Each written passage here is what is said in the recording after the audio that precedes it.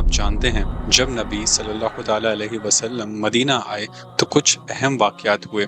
پہلے جب صحابہ مکہ میں تھے، جب وہ نماز پڑھتے تھے تو مسجد الاقصی کی طرف رخ کرتے تھے، لیکن اپنے آگے کعبہ کو رکھتے تھے۔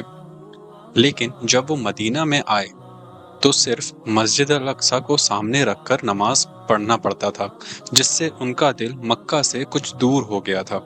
مسجد کے اندر جب آپ نماز پڑھتے ہیں تو جب آپ مسجد الاقصی کی طرف رخ کرتے ہیں تو آپ کی پیٹھ مکہ کی طرف ہوتی ہے۔ یہ چیز خاص کر مہاجرین کے لیے ایک دکھ کی بات تھی۔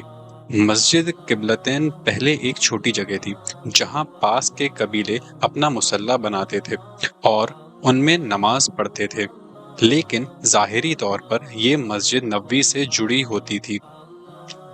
بنو سلیمہ ایک مشہور قبیلہ جن کے ایک شخص جابر ابن عبداللہ ہیں، ان کی وجہ سے یہ جگہ مشہور ہے۔ جابر بتاتے ہیں کہ لوگ مدینہ سے مسجد نبوی تک روزانہ تقریباً 2 میل کا سفر طے کرتے تھے، جو کہ بہت مشکل تھا۔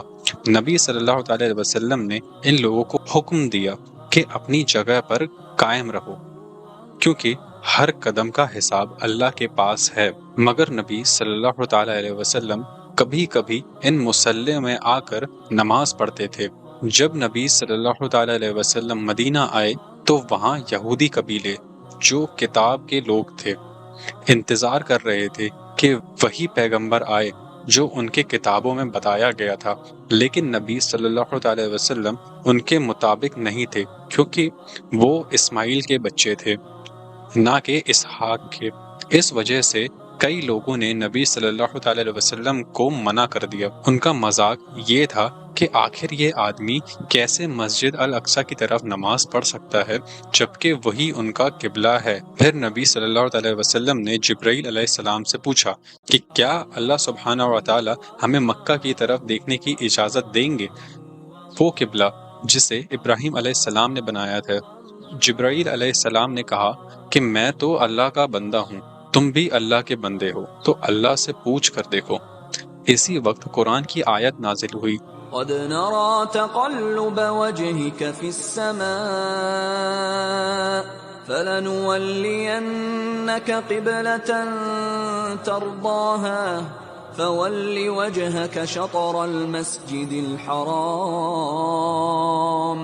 وحيث ما كنتم فولوا وجوهكم شطره وَإِنَّ الَّذِينَ أُوتُوا الْكِتَابَ لَيَعْلَمُونَ أَنَّهُ الْحَقُّ مِنْ رَبِّهِمْ وَمَا اللَّهُ بِغَافِلٍ عَمَّا يَعْمَلُونَ کہ ہم نے تمہارا چہرہ آسمان کی طرف دیکھتا دیکھا، اب تم اپنا چہرہ مسجد الحرام کی طرف کرو، اور جہاں بھی تم ہو اپنا چہرہ اسی طرف رکھنا۔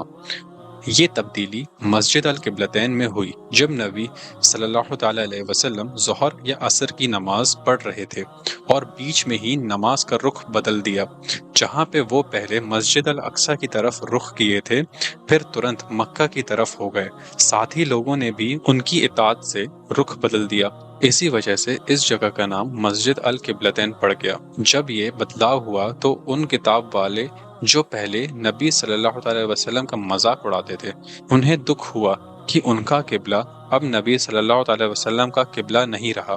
کچھ نے کہا اگر آپ واپس مسجد الاقصی کی طرف رخ کر لو تو ہم آپ کی تعویض کریں گے، مگر اللہ سبحانہ و تعالی نے مسجد الحرام کو قائم رکھنے کا حکم دیا۔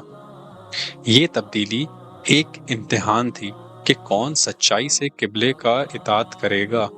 جو صحابہ تھے انہوں نے بنا کسی سوال کے اپنا رخ بدل دیا اور کہا سمعنا و اطعنا، یعنی ہم نے سنا اور ہم نے اطاعت کی۔ اس سب کے لیے ایک سبق ہے۔ مسجد الاقصی روحانی طور پر ایک بہت ہی اہم جگہ ہے، مگر ہم اللہ کے حکم کے مطابق مسجد الحرام کو قبلہ بنائیں گے۔